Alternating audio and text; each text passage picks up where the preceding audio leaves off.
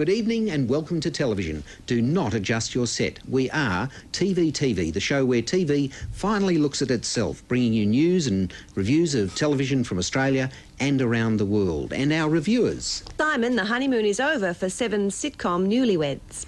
And I'll be looking at a new show for young people that's got the right attitude. And I survive a marathon Oscar presentation. And tonight, I'll be interviewing consumer investigator Helen Wellings, and I'll be looking at TV's coverage of last night's siege.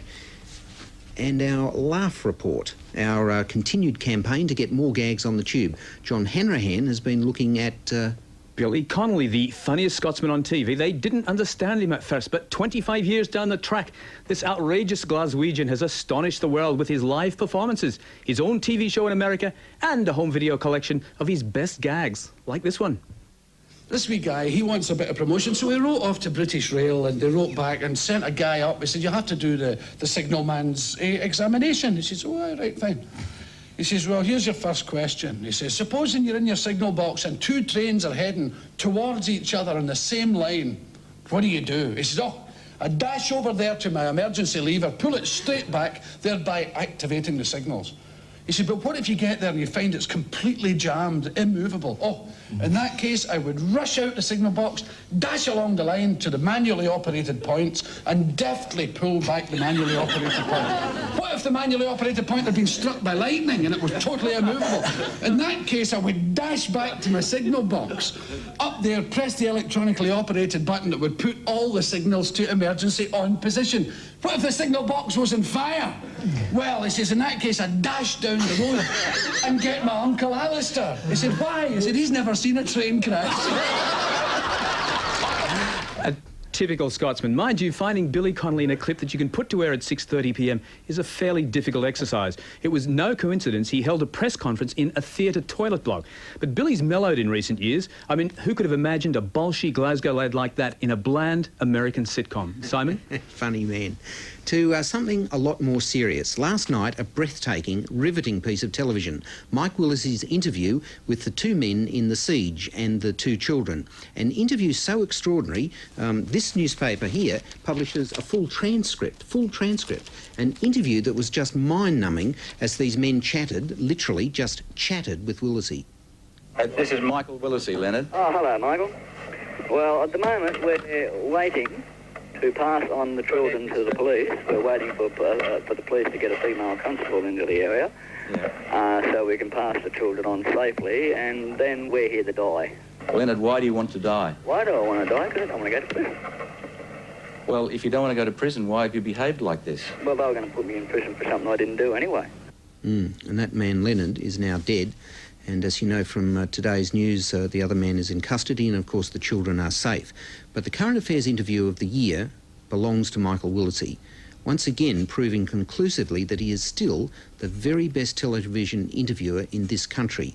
His interview showed why in most of Australia a current affair rates so decisively better than real life on Channel 7. Despite this being only a phone interview, the mind pictures that would have been created here. When do you think that Leonard will let you go? When the female police gets here. Do you want to go? Yeah. You want to get back to your mum and dad? Yeah. Okay. Is your sister happy? Yes. What's her name, Trevor? Tonya. What is it? Tonya? Tonya. Could I talk to Tonya? Okay. Hello. Hello, Tonya. How are you? Good. I'm Mike Willesee, Tonya. Are you okay? Yes. I mean, you could almost see two little scared kids trying to say whatever wouldn't get them into trouble in that house. Willesee's straightforward style of talking to those kids, I think, was admirable. I can think of other interviewers who would have blundered into sort of trying to reassure the children and ended up just sounding patronising. You know, I can't believe the criticism today of television, the medium itself, for putting this material on air. I mean, it's the essence of good television journalism. I've been a journalist for 31 years, and I would have been proud to do an interview 1/10 as good as that. I think it was one of Michael Willesee's finest moments. But you're celebrating Michael Willesee's journalism there. Yeah. I mean, he's only concerned with getting the good story. The only thing he wanted to do last night was make great television. And he made it. Yeah. No, your support of this type of journalism really makes me angry. It's like everything's sacrificed to get the good story. The journalist becomes some kind of hero. What I'd like to know is who cleans up afterwards, you know, who takes responsibility for what happens afterwards. Oh, gosh, and more news about Mike Willesee. He's quitting the horse breeding business. He is selling more than 150 head of stock in May, but keeping his lavish horse stud in Cootamundra. Mike says he's put $1 squillion into the breeding business and he is getting out with half a squillion. Chris Anderson, former boss of Fairfax Newspapers, has been appointed Head of Information Services TV with the ABC. And Ian McIntosh, the ABC's Indonesian correspondent, has been named Manager News Sources with the ABC. The appointments come amid a major shake-up at ABC News.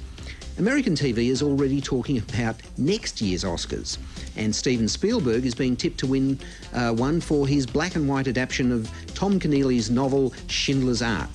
Liam Neeson plays the lead role in the still-to-be-completed movie.